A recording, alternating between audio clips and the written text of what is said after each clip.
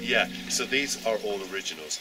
A lot of the trees here are hawthorn, Crataegus, which is this one, Crataegus monogyna, and then the majority of them are the hazel, Corylus aber. So originally this was completely filled up with these trees, and I've built over a mile of walls since 1999 in the garden.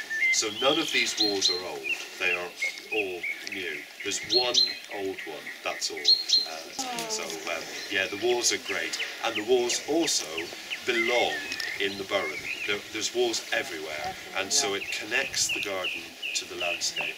So the design is very deliberate, and it's really been designed to blend as closely as possible into the surrounding landscape, and this is something which I think is very, very important with garden design. Gardens really should fit in to what's going on around them. Well, obviously there's laburnum in it because this is pure laburnum, but this belongs to broom, as does this belong to broom. And a little bit of blue and a little bit of pink, and this year it's nearly all pink with a little bit of blue and a little bit of yellow all over the tree. It is quite unusual. It's French. It originates in Paris, 17 something, and from Adam's nursery. So eventually I had to get a machine in here to try and make it flat-ish, and we played around to try and create a flat area, and we ended up making this hole which then filled up with water, and it looked fantastic, so I decided I would keep it as a pond. And last year, in May of last year, on May the 20th, we had a really, really big flood here, and the water actually got up to here. So I would have been standing up to here in water on May the 20th of last year. The house was on an island, but they never get frosty, so that's good. You can plant them right deep, no problem. They are actually water plants. They're lovely. Now that's a beautiful one.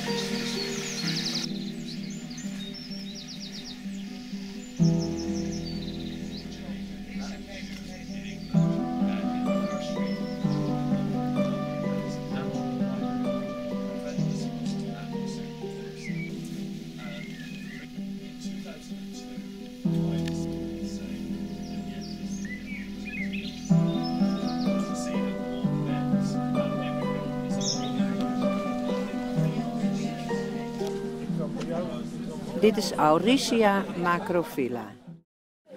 Walls to put raised beds and soil in. So all of this back garden is terraced, and it's all built on this rock. Fraxinus excelsior ash. That tree is original, and so is this. And I left it.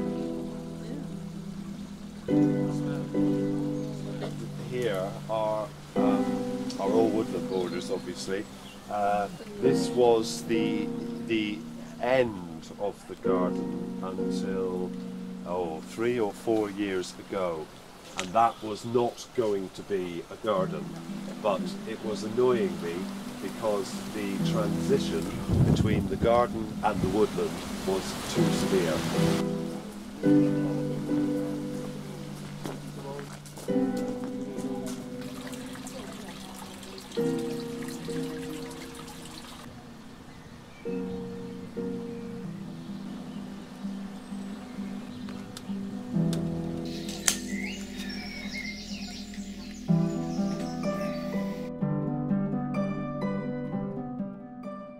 This was all trees. I took them away and created this space here. But this is very new, okay? This window, I built this about 7 years ago. Yeah, the soil in here is acid. Now, because I bring the soil in, I can control what type of soil I have. So most of it is lime or neutral, but now for the last 4 or 5 years I've been trying to bring in acid soil because it just means that I can grow many more different types of plants than being stuck with the lime ones. Okay, so this is acid here.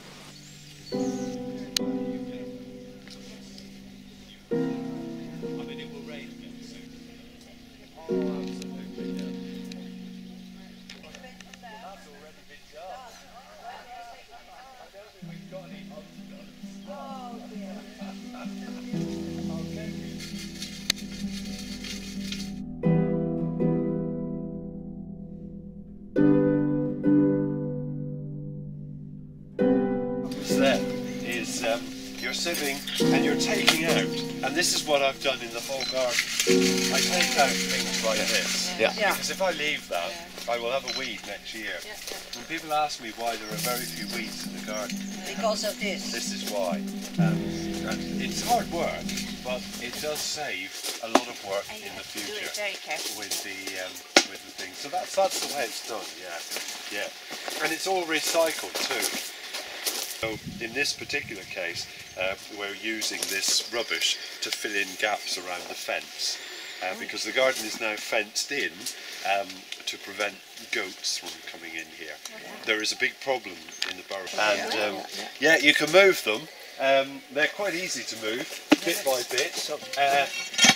It's just a case of moving them inch by inch to where you want it, like so.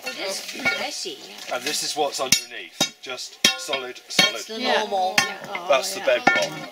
So this will be filled in now, today or tomorrow. We'll gradually fill these in, and then this will all be planted. So this will become a new garden in here, and then all the way up through here. And the tree roots, to get these out, then you just have to start to lever them like so and find where they are. And did you know this one was loose? It is actually quite loose. And then saw the roots and chop the roots out. And that's how the whole garden has been made. Every single inch of it was exactly like this. Yeah. So it's very slow. This project here has been 18 months so far. It won't be finished this year.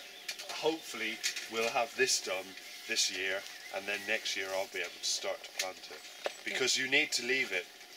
What I try to do is not plant it immediately, because in 12 months the soil will drop by maybe this much.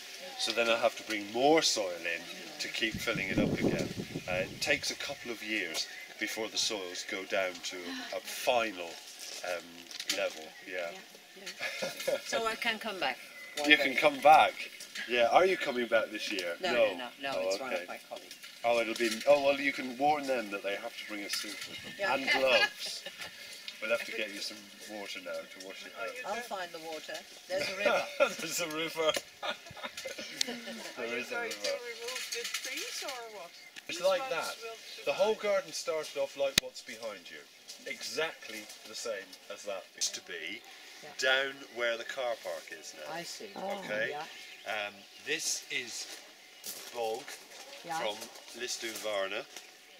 That is from Loch Ray. Yes. Okay, in the Midlands. You're mixing the whole country. And I'm mixing the whole country. And this is the best. And this is what we're rescuing out of here. So this is native stuff. This is local stuff. So we can start again. And this is gorgeous, but it's not really soil. It's look at that. Yes. It's leaf, but it's leaf. It's foliage. It's gone over. And but there's also what we call the sausage test. Now this is a little too dry to demonstrate this, but basically what you do is you get your soil. This is a. I'll try and get a clean. Yeah, that's all the same. Yeah, that's all the same, right? Okay, and you wet it, which I'm not going to do, but there's nothing to wet it with. But basically you wet it, and then you just gradually mould it, and you make it into a sausage. Okay? And then the test is, once it's made into it, first of all, can you make it into a sausage? And no, I can't. And even if this was wet, I wouldn't be able to make it into a sausage, because the proportions of clay, sand, grit, silt and humus in here are absolutely perfect. And then when it is wet, if you could make it into a sausage and you just do that, does it fall apart? And yes, it does. So it's beautiful stuff. It's absolutely beautiful. That's the perfect soil. It's absolutely beautiful stuff. It really is beautiful stuff. It's crumbly, it's friable, it's soft, it's just lovely. You could make a cake with it. You're fascinated, aren't you? I get it. Very